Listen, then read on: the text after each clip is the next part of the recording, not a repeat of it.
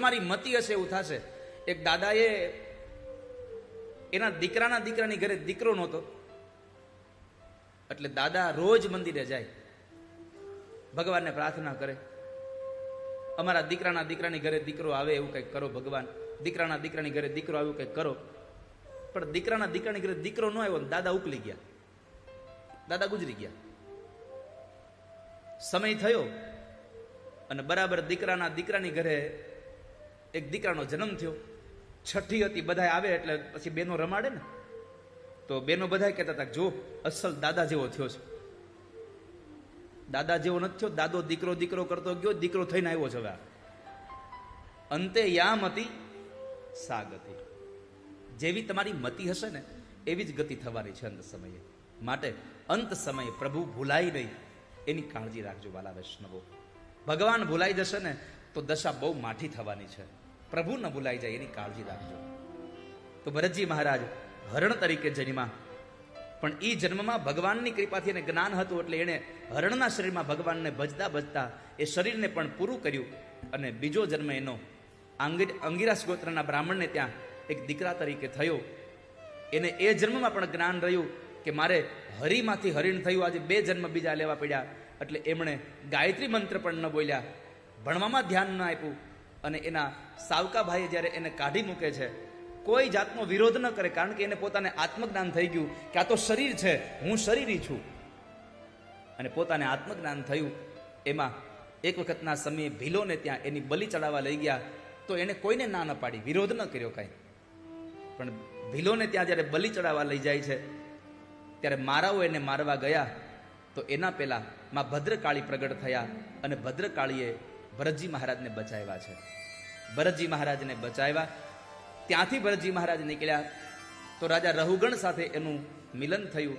રાજા રહુગણ કપિલ મુનિના આશ્રમમાં ભગવાનનું ભજન કરવા જતા હતા. તો એમાં 4 લોકોએ પાલખી ઉપાડી હતી. એક માણસ ભાગી ગયો, એની જગ્યાએ ભરતજી મહારાજને જોયા.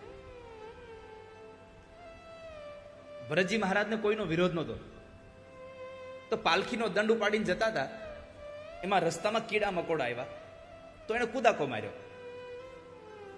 તો પાલખી હલી એટલે દંડ રહુગણને માથામાં વાગ્યો. હવે રાજા કહેવાયા, તો રાજા ઉભા રહી અને પાલખીમાંથી નીચે ઉતરી અને ભરતજી મહારાજને મારે છે. ચાબુકના માર માર્યા, પણ ભરતજી હસતા હતા. રહુગણે પૂછ્યું કે તમે કોણ છો?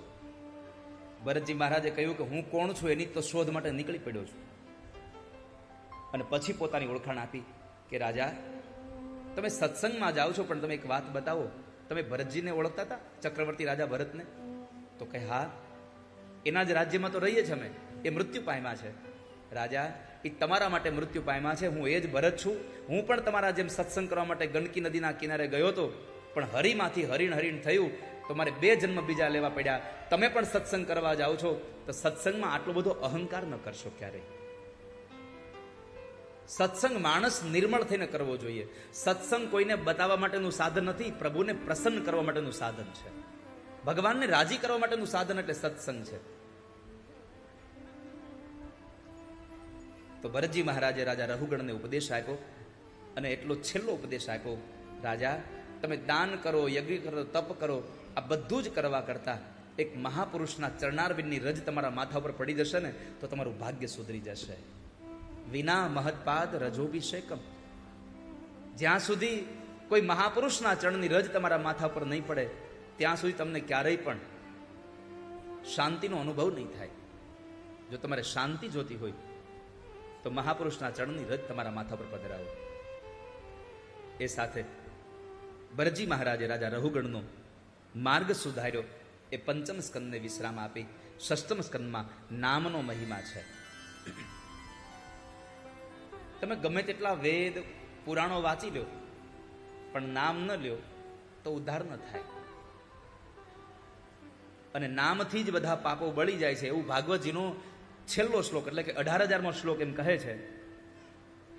નામ સંકીર્તનમ યસ્ય સર્વ પાપ પ્રણાશનમ પ્રણામો દુઃખ શમન સ્તમ નમામિ હરિમ પરમ.